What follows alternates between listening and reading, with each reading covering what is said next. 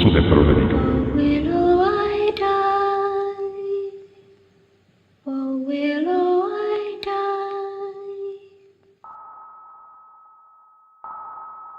La maldición de Jig. H. Lovelansky se le avisó.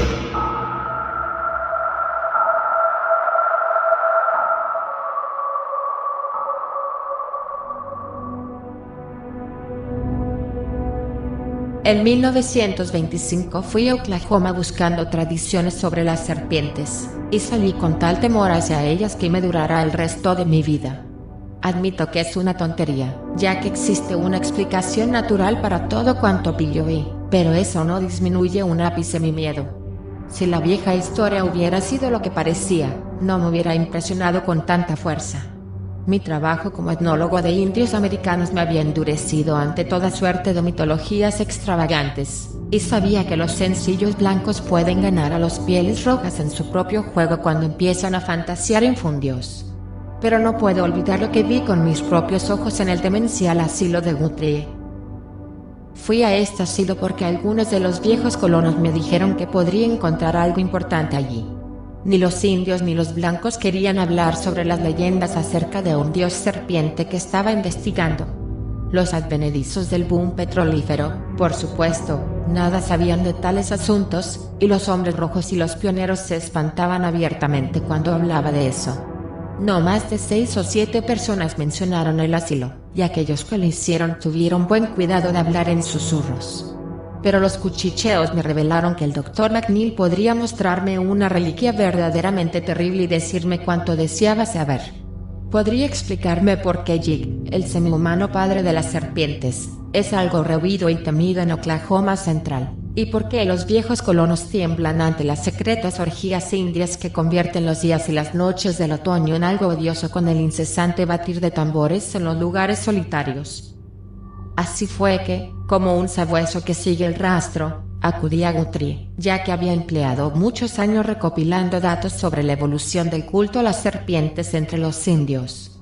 Siempre había sentido, por ciertos matices bien definidos de la leyenda y la arqueología, que el gran Quetzalcóatl, el benigno dios serpiente de los mexicanos, había tenido un prototipo más oscuro y antiguo, y a lo largo de los últimos meses había estado muy cerca de probarlo con una serie de investigaciones que abarcaban desde Guatemala a las llanuras de Oklahoma.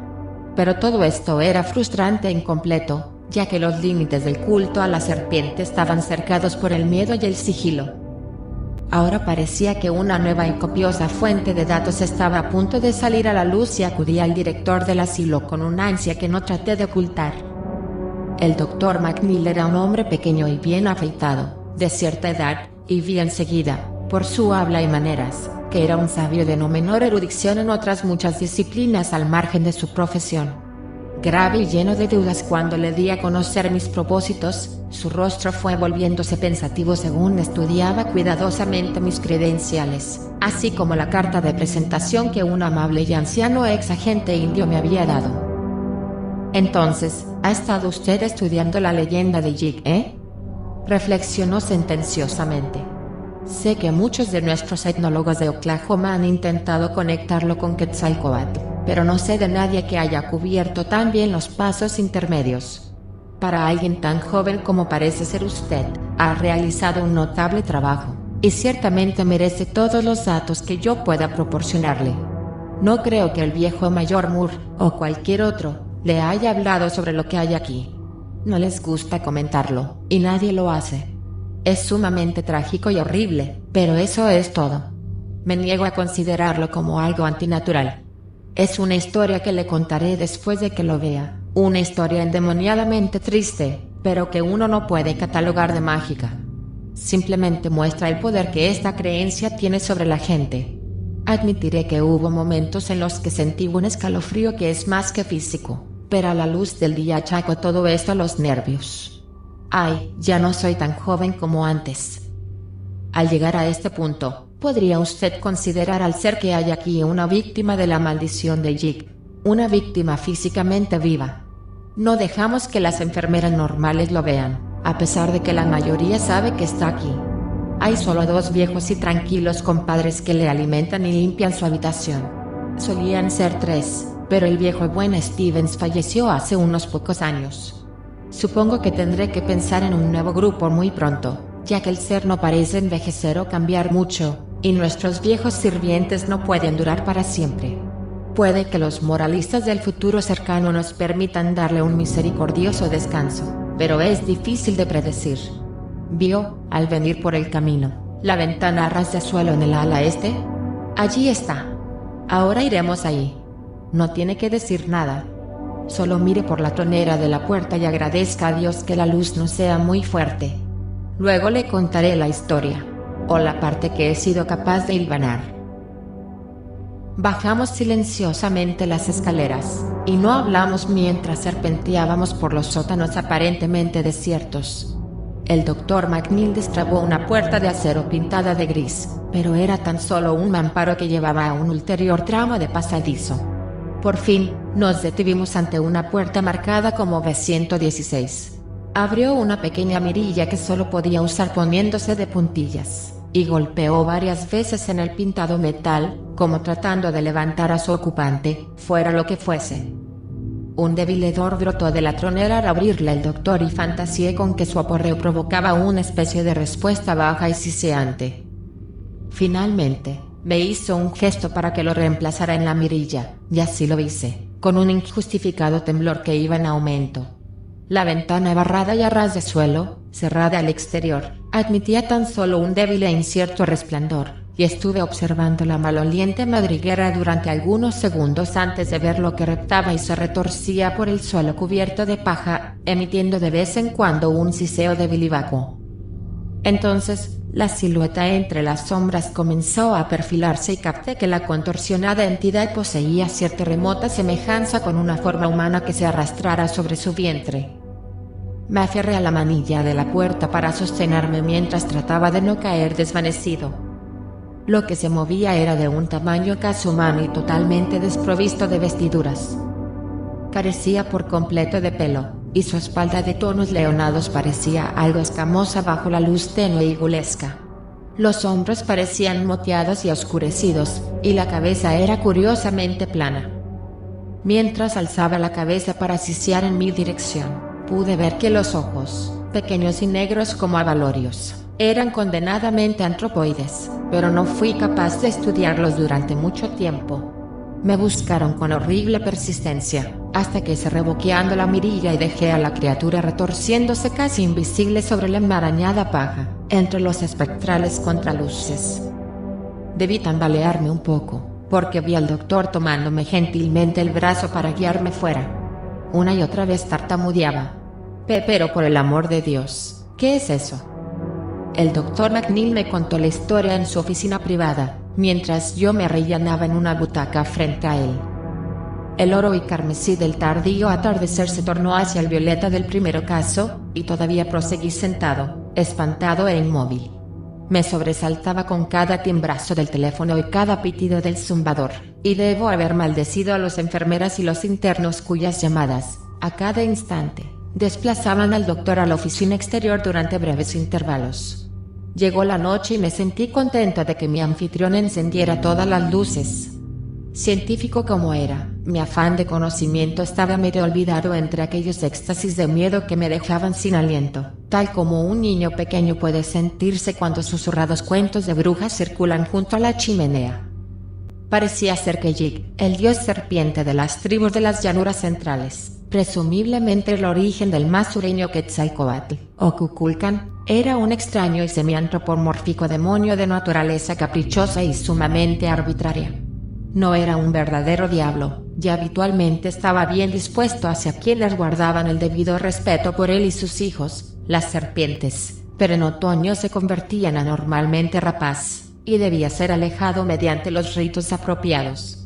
Esto era por lo que los tantam en los condados de Pawnee, Wichita y Caddo retumbaban incesantemente, semana tras semana, durante agosto, septiembre y octubre, y por lo que los hombres medicina hacían extraños ruidos con sonajeros y silbatos curiosamente emparentados con los de los aztecas y los mayas. El rasgo preferente de Yig era el de una inexorable devoción hacia sus hijos. Un amor tan grande que los pieles rojas casi temían protegerse de las venenosas serpientes de cascabel que infestaban la región, Espantosos y clandestinos cuentos insinuaban su venganza sobre los mortales que se mofaban de él o causaban daño a su serpentina progenie. Su método preferido consistía en convertir a su víctima, tras apropiadas torturas, en una serpiente moteada. En los viejos días del territorio indio, continuó el doctor, no había demasiados secretos sobre Yib. Las tribus de la llanura, menos reservadas que los nómadas del desierto y los pueblos, hablaron bastante libremente de sus leyendas y ceremonias otoñales con los primeros agentes indios, y dejaron que muchas de sus tradiciones se propagaran a través de las vecinas regiones de colonos blancos. El gran miedo llegó en los turbulentos días del 89, cuando corrieron rumores sobre extraordinarios incidentes, y el rumor estaba fundado en lo que parecían pruebas odiosas y tangibles. Los indios decían que el nuevo hombre blanco no sabía cómo aplacar a Yig, y después los colonos comenzaron a sostener tal teoría. Ahora ningún veterano, blanco o rojo, podía ser inducido a soltar prendas sobre el dios serpiente, excepto en forma de vagas insinuaciones. Pero después de todo, añadió el doctor con énfasis casi necesario, el único y verdadero horror verificado había sido una tragedia que movía a piedad, más que un asunto de brujería. Era, en su totalidad, un suceso auténtico y cruel. Incluso la última fase que tanta controversia había despertado. El doctor McNeil se detuvo y aclaró su garganta antes de abordar esta historia tan peculiar, y sentí esa hormigueante sensación que notamos en el teatro cuando se alza el telón. Todo había comenzado cuando Walker Davis y su esposa Audrey dejaron Arkansas para establecerse en las recién abiertas tierras públicas, en la primavera de 1889, cuando acabaron llegando al país de los Wichitas, al norte de Wichita River, en lo que ahora es el condado de Caddo. Hay una pequeña ciudad allí llamada Binger, y el ferrocarril la cruza. Pero, por otra parte, el lugar ha cambiado menos que otras partes de Oklahoma. Aún es un área de granjas y ranchos, bastante productivos en aquellos días, y los grandes campos petrolíferos están bastante lejos. Walker y Audrey llegaron del condado de Franklin, en los Ozarks, con un carromato, 2 mulas, un viejo e inútil perro llamado Lobo, y sus bienes muebles. Eran los típicos montañeses jóvenes y quizás algo menos ambiciosos que la mayoría, mirando hacia adelante en busca de una vida de mejores recompensas para su duro trabajo que las obtenidas en Arkansas. Ambos eran especímenes enjutos y huesudos. El hombre era alto, rubio y con ojos grises. La mujer baja y algo oscura, con un pelo negro y lacio que sugería vestigios de sangre india en sus venas. En general, eran poco peculiares y, salvo por un detalle, su historia no hubiera diferido de la de aquellos otros centenares de pioneros que, en aquella época, cayeron en masa sobre el nuevo país.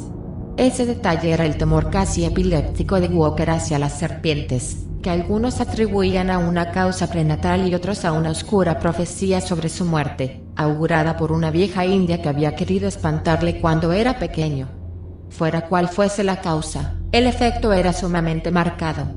A pesar de su general valentía, la simple mención de una serpiente la hacía palidecer y casi desmayar, mientras la vista del menor espécimen podía producirle un ataque que a veces rayaba con la convulsión. Los Davis salieron al comenzar el año, esperando estar en la nueva tierra a tiempo de arar en la primavera. El viaje fue lento, ya que los caminos eran malos en Arkansas y en el territorio había grandes extensiones de colinas rocosas y areales de arena roja sin senderos de ningún tipo. Mientras el terreno iba llaneando, el cambio respecto de sus montañas nativas les deprimió más, quizás, de lo que suponían, pero encontraron a la gente de las agencias indias muy afables, mientras que muchos de los pobladores indios parecían amistosos y civilizados. De vez en cuando se topaban con otro pionero, con quien generalmente cambiaban rústicos cumplidos y expresiones de amigable rivalidad. De acuerdo con la estación, no había demasiadas serpientes a la vista, por lo que Walker no sufrió de su especial debilidad temperamental. En los tempranos estadios de su viaje, tampoco toparon con leyendas indias de serpientes que le turbaran, ya que las desterradas tribus del suroeste no compartían las salvajes creencias de sus vecinos occidentales. Pero quiso el destino que fuera un blanco de Okmulgee, en el país de los Creek, quien diera a los Davis el primer indicio sobre el culto a Yib. Un esbozo que tuvo un curioso efecto de fascinación sobre Walker y le llevó desde entonces a preguntar sin reservas. Poco después, la fascinación de Walker se había convertido en un serio caso de pánico. Tomaba las más extraordinarias precauciones en cada acampada nocturna, desbrozando siempre cualquier vegetación que encontrara y evitando los lugares rocosos cuanto podía. Cada masa de raquíticos arbustos y cada grieta en las grandes rocas laminadas le parecía ahora ocultar malévolas serpientes, mientras que cada figura humana diferente de los colonos o del flujo de migrantes era un potencial dios serpiente hasta que la proximidad mostraba lo contrario. Afortunadamente, no hubo en esta etapa encuentros problemáticos que crisparan aún más sus nervios.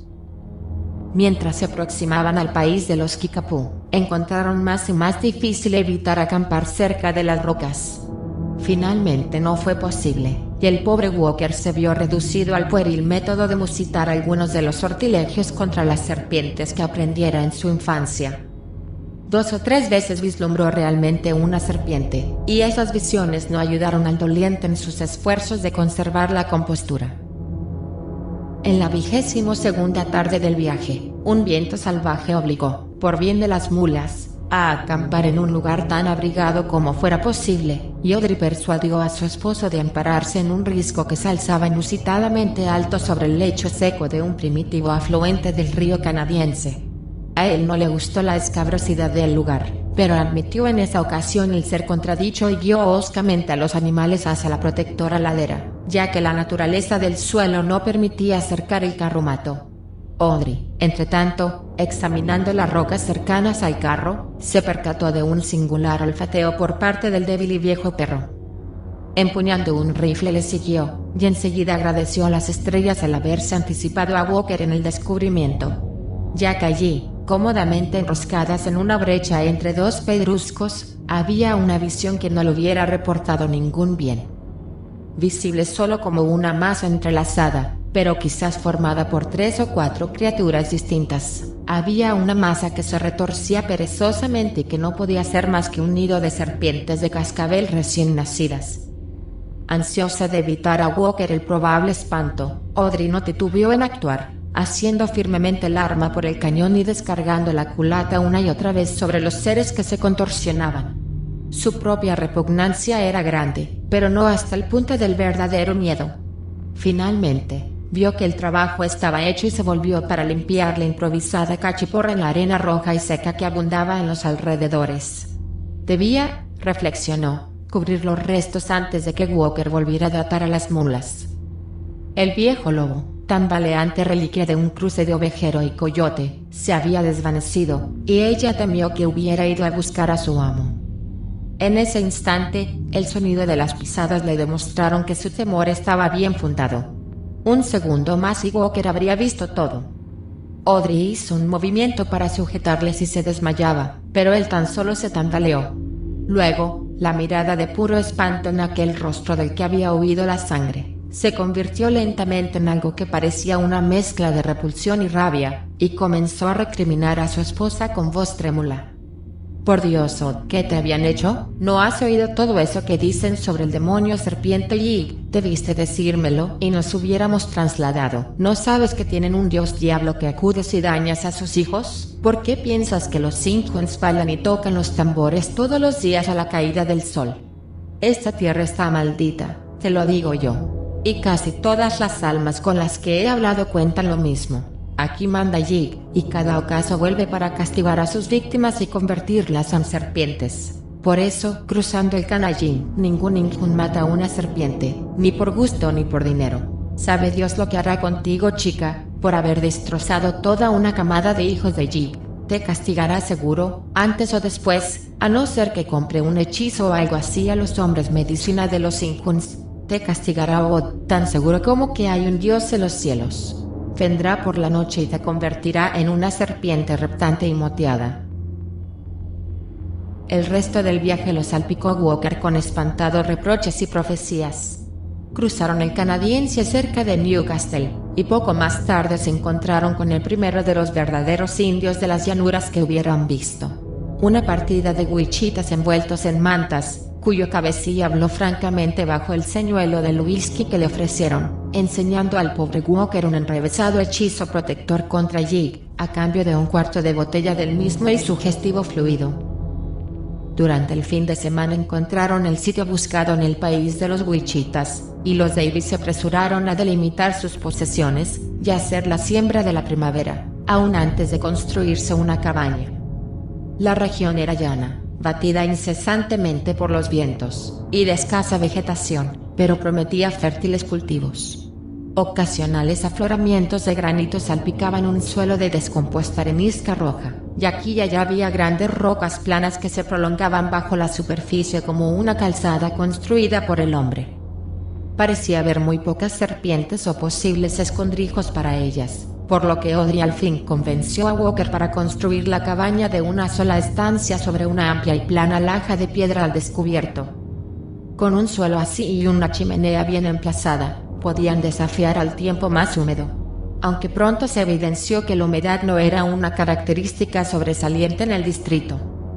Los troncos los acarrearon en el carromato desde las áreas boscosas más cercanas, a muchos kilómetros en dirección a las montañas Wichita. Walker construyó su cabaña de amplia chimenea y su rústico granero con la ayuda de algunos otros colonos, aunque el más próximo estaba a más de 1 kilómetro.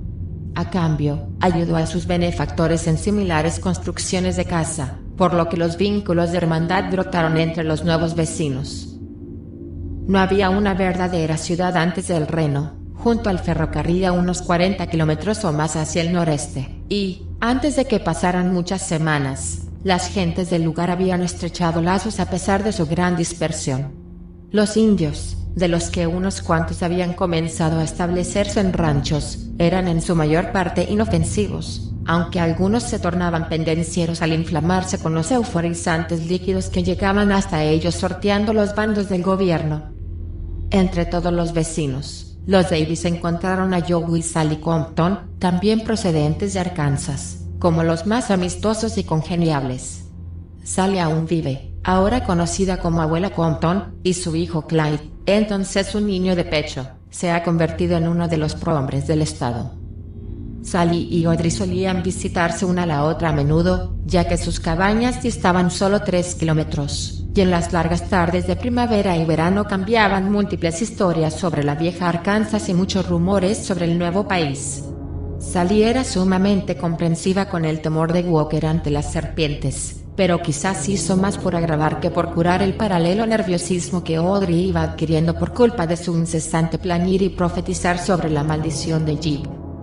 Sally estaba desazonadoramente versada en horripilantes historias de serpientes, y produjo una fuerte y calamitosa impresión con su reconocida obra maestra, la historia de un hombre del condado Scott que fue picado por una horda entera de crótalos a la vez, y que se había hinchado tan monstruosamente por obra del veneno que acabó estallado con una explosión.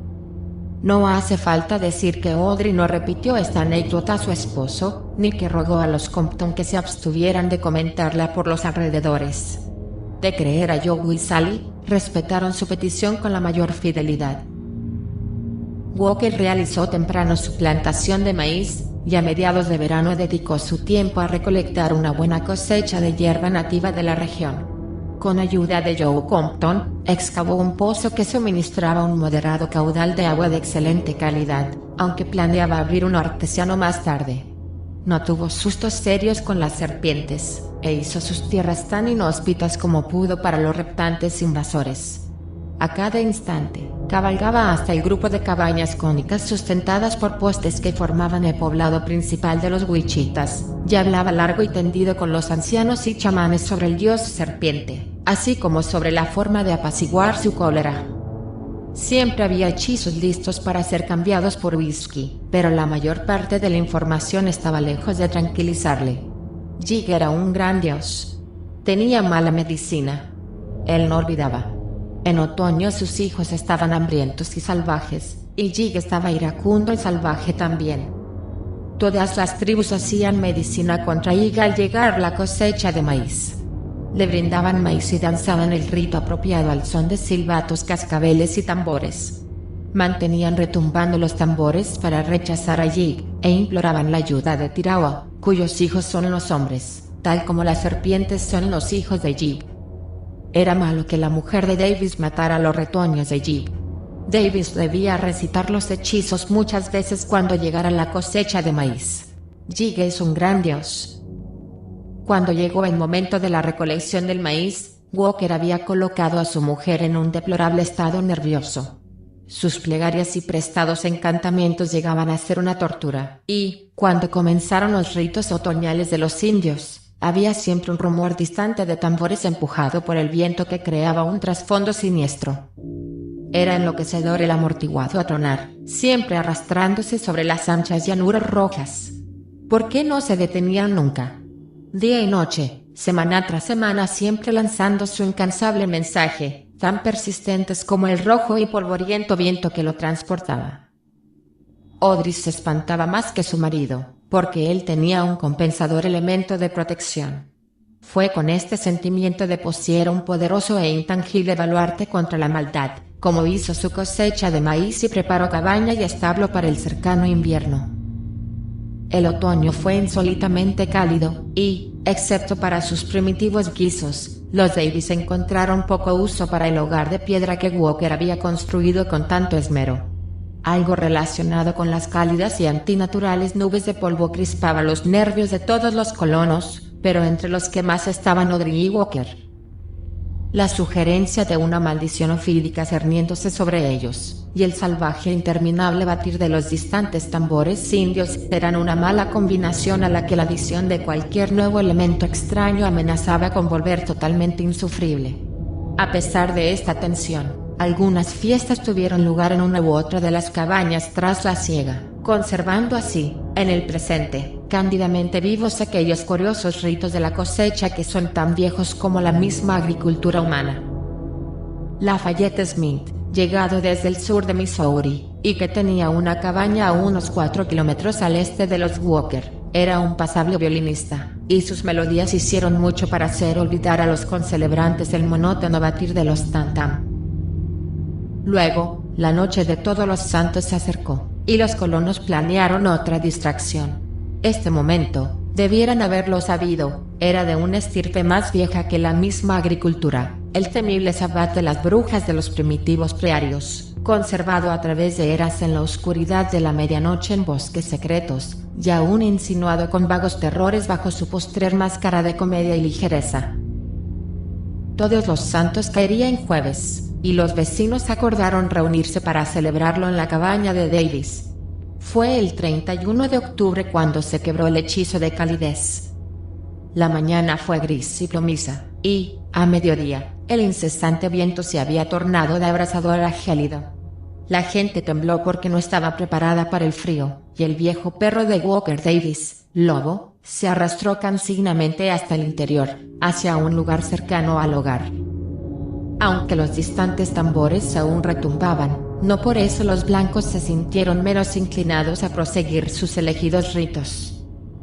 A una hora tan temprana como eran las 4 de la tarde, los carros comenzaron a llegar a la cabaña de Walker, y, por la tarde, tras una memorable barbacoa, el violín de Lafayette Smith inspiró a una buena compañía de bailarines a grandes proezas y brincos grotescos en la amplia pero abarrotada estancia. La gente más joven se entregó a las indulgentes necedades propias de la estación y, en todo momento, el viejo lobo aulló con lúgubre y estremecedora amenaza ante algún graznido especialmente espectral del chirriante violín de Lafayette, artilugio que nunca antes escuchara. Principalmente, sin embargo, este curtido veterano dormía alegremente, ya que había pasado la edad del interés activo y vivía principalmente de sus sueños. Tommy, Jean y Rigby habían llevado su perro Seke, pero los animales no confraternizaron. Seke parecía extrañamente nervioso por algo, y olfateó intrigado a su alrededor durante toda la tarde. Audrey y Walker hicieron una buena pareja en la danza, y abuela Compton aún gusta de recordar su impresión sobre ese baile aquella noche. Sus preocupaciones parecían olvidadas en aquellos momentos, y Walker estaba afeitado y arreglado con sorprendente grado de pulcritud. Hacia las 10, todas las parejas estaban saludablemente cansadas, y los invitados comenzaron a marcharse familia tras familia con muchos aspavientos y exageradas loas acerca del excelente rato que todos habían pasado. Tom y Ginny pensaban que los aullidos temerosos de Seke, mientras seguía hacia su carro. Eran anhelos de volver y estar en casa, aunque Audrey lo achacó a los lejanos tam-tam, los que le crispaban, ya que el distante retumbar era seguramente bastante espantoso tras el regocijo del interior. La noche era secamente fría y, por primera vez, Walker echó un gran tronco en la chimenea, protegiéndolo con ceniza para guardar los rescoldos hasta la mañana. El viejo lobo se arrastró hasta el rojizo fulgor para caer en su sopor acostumbrado. Audrey y Walker, demasiado cansados para pensar en hechizos o maldiciones, se desplomaron en la tosca cama de pino y estuvieron dormidos antes de que el despertador barato de la repisa marcara 3 minutos. Y desde muy lejos, el rítmico batir de aquellos tam-tam infernales aún pulsaban en la fría noche ventosa. El Dr. McNeil se detuvo aquí y se quitó las gafas, como si emborronar el mundo objetivo pudiera añadir nitidez a la visión del pasado. Pronto descubrirá, dijo, que tuve grandes dificultades para reconstruir lo que sucedió cuando se marcharon los invitados. Había veces, empero, al principio, que creía que era capaz de lograrlo. Tras un instante de silencio, prosiguió con su relato. Audrey tuvo terribles sueños sobre Jib, que se le apareció con aspecto de Satanás, tal como lo pintaban los grabados baratos que había visto. Fue, en efecto, un éxtasis total de pesadilla del que se despertó sobresaltada para descubrir a Walker también despierto y sentado en la cama. Parecía escuchar atentamente algo, y la calló con un susurro cuando ella comenzó a preguntar qué le había levantado. «Escucha, Odd», dijo sofocadamente, «¿no escuchas algo que zumba y se arrastra? ¿Crees que pueden ser los grillos?» Verdaderamente, había un ruido audible en el interior de la cabaña, tal como el que él había descrito. Audrey intentó analizarlo, y le pareció dotado de algún elemento, a la vez horrible y familiar, que revoloteaba justo al borde de su memoria. Y sobre todo esto, despertando espantosos pensamientos, el monótono batir de los distantes tam-tam llegaba incansable a través de las llanuras negras, sobre las que se cernía una media luna nublada. «Walker, ¿será la maldición de Jib?» Ella pudo sentirle temblar. «No, chica, no creo que se presente así. Él tiene la apariencia de un hombre, a no ser que se le mire de cerca». Eso fue lo que dijo el jefe Águila Gris. «Serán bichos que han entrado escapando del frío. No grillos, creo, pero sí algo parecido. Voy a levantarme y echarlos antes de que sigan o se cuelen en la despensa». Se incorporó, buscando la linterna que pendía al alcance de la mano, y agitó la pequeña caja de fósforo situada en el muro junto a ella. Audrey se sentó en la cama y observó el fulgor de la cerilla convertirse en el tranquilo resplandor de la linterna. Entonces, mientras sus ojos comenzaban a vislumbrar toda la estancia, las rústicas vigas retumbaron con el terror de sus gritos simultáneos. Ya que el plano y rocoso suelo, mostrado por la recién nacida luz, era una hirviente masa, moteada de pardo por las ondulantes serpientes de cascabel que se retorcían cerca del fuego, girando después sus espantosas cabezas para amenazar al portador de la linterna, que estaba paralizado de terror. Audrey las vio durante un instante. Los reptiles eran de todos los tamaños, en número incontable y aparentemente de todas las variedades, y mientras miraba 2 o 3 se echaron atrás las cabezas, como dispuestas a picar a Walker. Ella no se desmayó. Fue el choque de Walker contra el suelo lo que apagó la linterna y la sumió en la oscuridad. Él no había gritado por segunda vez. Y el espanto lo había paralizado y cayó como golpeado por una silenciosa flecha lanzada por un arco fantasma. El mundo entero pareció girar espantosamente ante Audrey, entremezclándose con la pesadilla de la que se había visto arrancada. Los movimientos voluntarios de cualquier clase eran imposibles, ya que el sentido de la realidad la había abandonado. Cayó inerte en la almohada, deseando despertar pronto. Ninguna noción de lo que había sucedido entró en su mente por algún tiempo. Luego, poco a poco, la sospecha de estar realmente despierta comenzó a imponerse y se convulsionó con una creciente mezcla de pánico y pena que la hizo gritar a pesar del hechizo inhibidor que la mantenía muda. Walker había desaparecido, y ella no era capaz de ayudarle.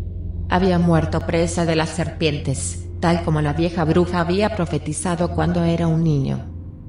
El pobre lobo tampoco era capaz de asistirle. Probablemente no había llegado a despertar de su estupor senil. Y ahora los reptantes seres debían estar acercándose a ella, arrastrándose más y más cerca a cada momento en la oscuridad, quizás deslizándose en ese preciso instante por las patas de la cama y escurriéndose por las vastas sábanas de lana. Inconscientemente, se acurrucó bajo las ropas y tembló. Debía de ser la maldición de Jib. Había enviado a sus monstruosos hijos en la noche de todos los santos, y habían cogido primero a Walker. ¿Por qué? ¿Acaso no era él inocente? ¿Por qué no iban derechos hacia ella? ¿Acaso no había matado a los pequeños crótalos ella sola? Entonces pensó en la forma que tomaba la maldición tal y como la relataban los indios. Ella no moriría. Solo se convertiría en una serpiente moteada. ¡Puf! Entonces sería como esos seres que había contemplado en el suelo. Esos seres que Jig había enviado para cogerla y enrolarla entre sus filas. Trató de murmurar un hechizo que Walker le había enseñado, pero no pudo proferir un solo sonido. El ruidoso tic-tac del despertador sonaba sobre el enloquecedor batir de los distantes tam-tam. Las serpientes estaban tomándose su tiempo. ¿Se retrasaban a propósito para crisparle los nervios? A cada momento creía sentir una tranquila e insidiosa presión sobre las ropas de cama, pero cada vez resultaba ser tan solo las involuntarias sacudidas de sus sobreexcitados nervios. El reloj sonaba en la oscuridad, y sus pensamientos fueron cambiando lentamente. Aquellas serpientes no podían haber tardado tanto. No podían ser los mensajeros de Jig después de todo, sino crótalos normales que se cobijaban bajo la roca, y que habían acudido atraídas por el fuego. Quizás no estaban interesadas en ella. Quizás se habían saciado en el pobre Walker. ¿Dónde estarían ahora? ¿Se habrían ido? ¿Muertas por el fuego? ¿Aún reptando sobre el postrado cadáver de su víctima? El reloj sonaba, y los distantes tambores atronaban. Ante el pensamiento del cuerpo de su esposo yaciendo allí en la oscuridad como la tinta, un escalofrío de puro horror físico sumió a Audrey. Aquella historia de Sally Compton sobre aquel hombre, allá en el condado Scott. Él también había sido picado por todo un grupo de serpientes de cascabel, ¿y qué le había ocurrido? El veneno había podrido la carne e hinchado todo el cuerpo, hasta que por fin la inflada cosa había estallado de forma horrible. Un horrible estallido con un detestable sonido de taponazo. ¿Qué estaba sucediendo con Walker en el suelo de piedra? Instintivamente, sintió que había comenzado a escuchar algo demasiado terrible incluso para insinuárselo a sí misma. El reloj seguía sonando como un burlón y sardónico compás para los lejanos tamborileos que el viento nocturno acarreaba. Deseó que fuera un reloj de esfera luminosa para poder saber cuánto duraba ya aquella espantosa vigilia. Maldijo su propia entereza, que le impedía desvanecerse, y se preguntó qué clase de alivio traería el alba después de todo. Quizás algún vecino podría pasar. Sin duda alguien llamaría. ¿Le encontrarían aún cuerda? ¿Estaba aún cuerda? Escuchando morbosamente, Audrey se percató repentinamente de algo que tuvo que verificar con mucho esfuerzo de su voluntad antes de creer en ello, y una vez que se cercioró, no supo si darle la bienvenida o espantarse. El distante batir de los tantamindios había cesado. Siempre la habían enloquecido. Pero, ¿no los veía Walker como una salvaguardia contra la maldad indescriptible del universo exterior? ¿Qué era aquello que repetía en susurros tras hablar con Águila Gris y los hombres medicina de los Wichitas? Después de todo, ¿no debía alegrarse de este nuevo y repentino silencio? Había algo siniestro en ese hecho. El ruidoso sonido del despertador parecía anormal en este nuevo silencio. Capaz por fin de movimientos conscientes, apartó las sábanas de su rostro y miró en la oscuridad hacia la ventana. Debía haber clareado tras la salida de la luna, porque distinguió la abertura rectangular perfilado contra el telón de las estrellas.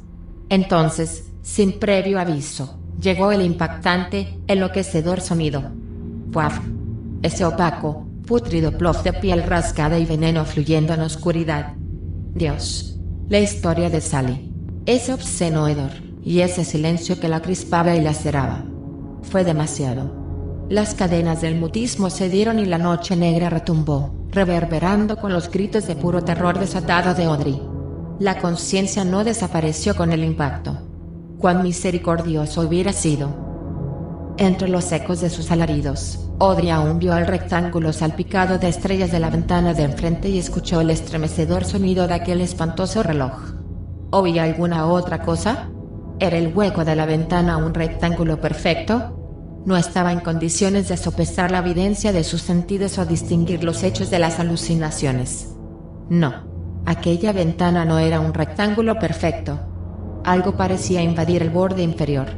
El tic-tac del reloj no era el único sonido en la habitación. Había, más allá de cualquier duda, una pesada respiración aparte de la suya o la del pobre Lobo. Lobo dormía muy silenciosamente, y su jadeo de vigilia era inconfundible. Entonces, Audrey distinguió contra las estrellas la negra, demoníaca silueta de algo antropoide. El ondulante bulto de una gigantesca cabeza y espalda inclinándose lentamente hacia ella. Ya, vete. Márchate, diablo serpiente. Vete, Jeep. No quería matarlos. Tenía miedo de que le asustaran. No, Jeep, no. No volveré a hacer daño a tus hijos. No te acerques. No me conviertas en una serpiente moteada. Pero las deformes cabeza y hombros tan solo se aproximaron a la cama, muy silenciosamente. Todo se rompió de repente en la cabeza de Audrey y, en un instante, la chica acobardada se convirtió en una demente enfurecida. Sabía dónde estaba el hacha, colgada del muro en su asidero, cerca de la linterna. Estaba dentro de su alcance y pudo encontrarla en la oscuridad. Antes de percatarse de nada más, esta estaba en sus manos y ella se arrastraba hacia los pies de la cama, hacia la monstruosa cabeza y hombros que a cada momento estaban más cerca. De haber habido alguna luz, la expresión de su rostro no hubiera sido muy agradable de contemplar. Toma esto. Y esto. Y esto y esto. Ahora ella estaba riendo estridentemente, y sus cacareos subían de tono mientras veía que la luz de las estrellas más allá de la ventana estaba difuminándose en la tenue palidez que anunciaba la próxima aurora. El doctor McNeil enjugó el sudor de su frente y volvió a colocarse las gafas. Aguardé a que continuara y, como guardaba silencio, hablé suavemente. ¿Sobrevivió? ¿Fue encontrada? ¿Se explicó alguna vez? El doctor aclaró su garganta. Sí, sobrevivió de alguna forma. Y todo quedó explicado. Le digo que no fue cosa de brujas. Solo un cruel horror, digno de piedad material. Fue Sally Compton quien hizo el descubrimiento. Acudió a la cabaña de los Davis la tarde siguiente para hablar sobre la fiesta con Audrey, y no vio humo en la chimenea. Aquello era extraño. Volvía a hacer calor, pero Audrey normalmente estaba cocinando a esa hora. Las mulas estaban haciendo ruidos hambrientos en el establo, y no había señal del viejo lobo tomando el sol en su acostumbrado sitio de la pueda. En conjunto, a Sally no le gustó el lugar, por lo que solo tímida y vacilantemente descabalgó y llamó a la puerta. No obtuvo respuesta, pero aguardó algún tiempo antes de empujar las rústicas puertas de agrietados troncos. El cerrojo, según parece, estaba destrabado, y lentamente empujó. Entonces, descubriendo lo que había allí, retrocedió tambaleándose. Boqueó y se asió a la jamba en busca de equilibrio. Un terrible hedor surgió cuando abrió la puerta, pero eso no fue lo que la anonadó, ya que en el interior de la ensombrecida cabaña habían ocurrido sucesos monstruosos, y 3 estremecedores objetos yacían en el suelo para espanto y desconcierto de la observadora. Cerca del apagado hogar estaba el gran perro, decadencia púrpura de la piel desnudada por la sarna y la vejez, con el pellejo entero reventado por efecto del veneno de serpiente de cascabel. Debía haber sido picado por una verdadera legión de reptiles. A la derecha de la puerta estaban los restos descuartizados hachazos de lo que fuera un hombre, vestido con un camisón y con el quebrado armazón de una linterna en la mano. Carecía por completo de picaduras de serpiente. Cerca de él estaba la ensangrentada hacha, dejada caer descuidadamente. Y, retorciéndose en el suelo, había un ser espantoso de ojos vacíos que una vez fuera una mujer, pero que ya solo era una muda y enloquecida caricatura. Todo lo que este ser hacía era silbar, silbar y silbar,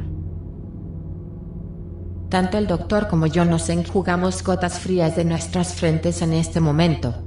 Sirvió algo de un frasco que había en su escritorio, dio un trago y me tendió otro vaso. Tan solo pude sugerir temblorosa y estúpidamente: así pues, Walker solo se había desmayado al principio. Los gritos le revivieron, ¿y el hacha hizo el resto? Sí. La voz del doctor McNeil era baja, pero encontró de todos modos la muerte por culpa de las serpientes. Fue su propio miedo trabajando de dos formas. Le hizo desmayarse, y le hizo colmar a su mujer con las salvajes historias que la enloquecieron cuando pensó estar viendo al demonio serpiente. Reflexioné durante un instante. Y Audrey. No es extraño cómo parece haber obrado sobre ella la maldición de Jig. Supongo que la impresión de serpiente y sibilantez ha calado muy hondo en ella. Sí. Pronunciaba palabras lúcidas al principio, pero se hicieron progresivamente más escasas. Su pelo se volvió blanco hasta las raíces, y más tarde lo perdió. La piel se fue llenando de motas y cuando murió. Le interrumpí sobresaltado. ¿Muerta? Entonces, ¿qué era esa cosa debajo? McNeil habló gravemente. Eso es lo que nació 9 meses después. Había 3 más. 2 eran aún peores. Pero este es el único que ha sobrevivido.